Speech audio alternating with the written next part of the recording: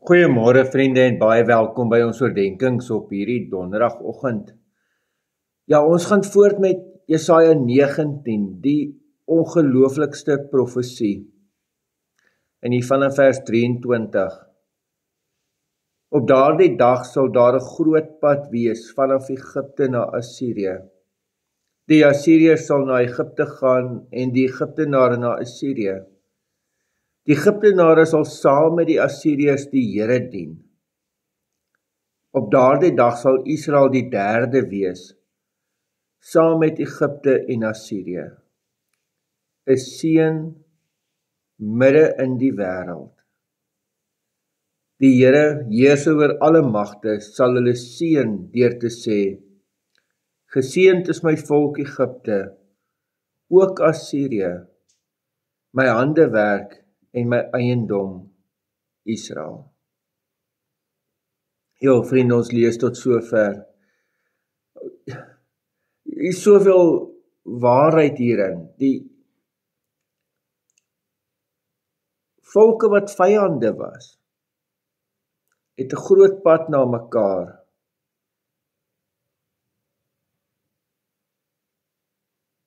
En hulle gaan heen en weer en daar's vrede.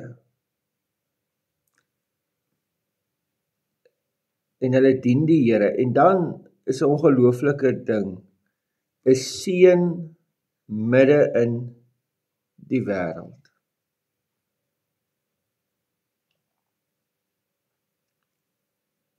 En vriende, dit is wat vandag waar is van gelowiges, van Christene wêreldwyd, uit alle volke. Dat dit is nog altyd God se bedoeling, dat ons 'n seën midde in die wêreld is. Dat ons vir die wêreld ook 'n seën is. Omdat God vir my en jou seën.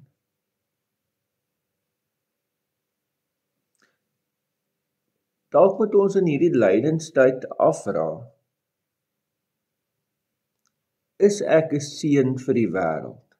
Dit wat ek sê, dit wat ek doen, die manier hoe ek leef,